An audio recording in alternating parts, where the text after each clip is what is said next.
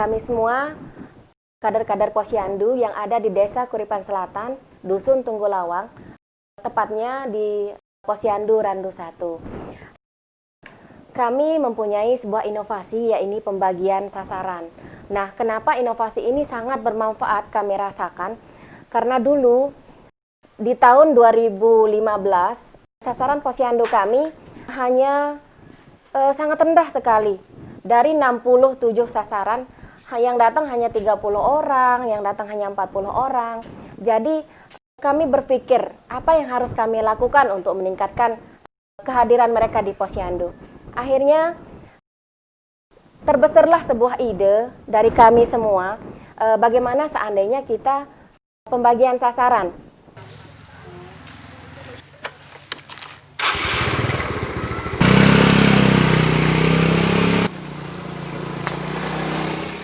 Pembagian sasaran ini artinya kami ada 5 orang di Posyandu, jadi masing-masing kami mempunyai letak rumah yang tidak terlalu berjauhan. Jadi trik kami untuk membagi sasaran ini adalah, misalnya kawan sebelah saya namanya Mariani, beliau ini berada di RT 7. Nah, di RT 7 itu ada 27 sasaran kurang lebih di sana. Beliau bertanggung jawab ke sasaran yang khusus ada di sana. Baik mengenai tingkat kehadirannya di Posyandu, apakah dia harus ASI eksklusif atau tidak. Jadi semua permasalahan kesehatan yang ada di sasarannya dia, ini dia yang bertanggung jawab. Nah, begitu juga saya. Saya pribadi punya sasaran 11 orang. Begitu juga dengan ibu kawan saya di sebelah saya, namanya Ibu Sumiati. Beliau bertanggung jawab di 17 sasaran.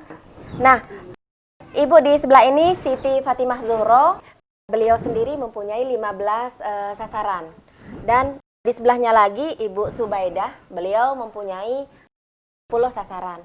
Jadi ide ini sebenarnya sangat sederhana, tetapi mungkin belum terbersit di benak kawan-kawan yang lain selaku kader Posyandu, tetapi boleh dicoba karena kami sangat merasakan manfaatnya. Dulu yang tingkat kehadiran kami hanya 40%, 50%, sekarang setelah kami membagi sasaran, melakukan pembagian sasaran, jadi meningkat sampai ke 100%. Kemudian pada hari H Posyandu, pada sekitar jam 11, kalau memang ada sasaran dari masing-masing kader ini yang belum datang, mereka mempunyai strategi atau teknik, mungkin sasarannya ini dijemput pakai motor, lalu dibonceng ke sini. Yang penting sasaran ini harus ditimbang di Posyandu, supaya angka sweeping itu 0.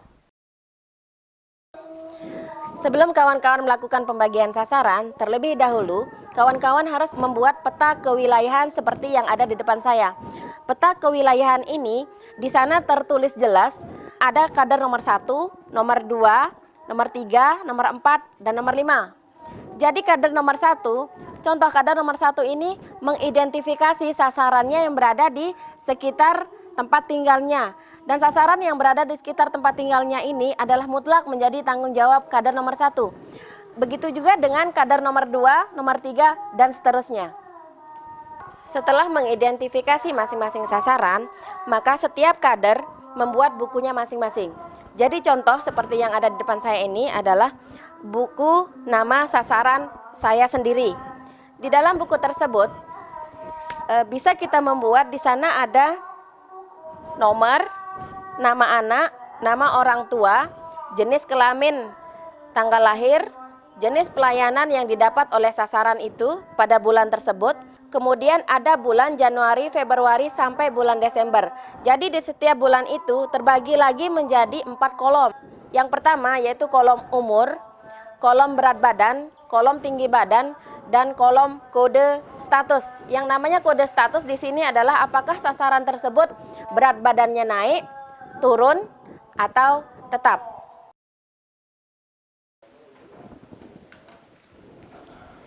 Setiap kader harus menuliskan nama sasarannya di sepotong kertas yang telah kita siapkan sebelumnya. Di sepotong kertas ini kita bisa menuliskan nama ayah, nama ibu, dan nama sasaran. Kertas ini kita bagikan pada waktu H-1 Posyandu. Jadi ibu-ibu sasaran ini membawa kertas ini untuk diserahkan ke meja pendaftaran. Kawan-kawan sekalian, sebetulnya mudah kok. Kalau mau meningkatkan tingkat kehadiran sasaran di Posyandu, salah satu caranya adalah dengan berbagi sasaran dan kompak.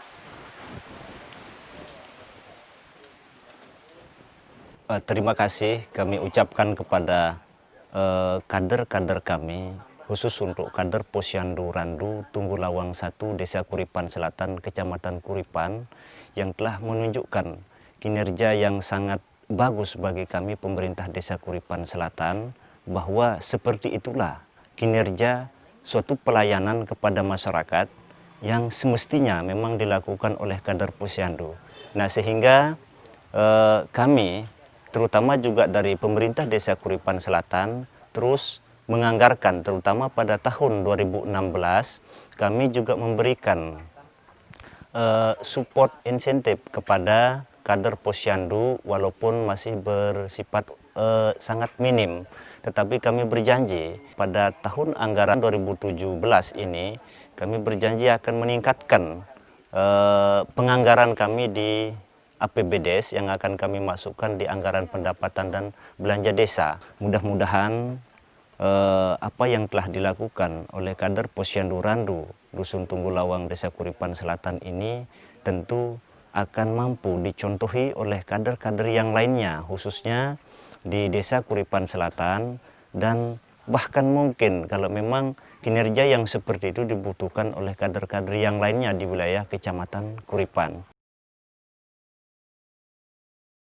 Kalau tertarik mempelajari tentang pembagian sasaran, kami tunggu di Posyandu kami.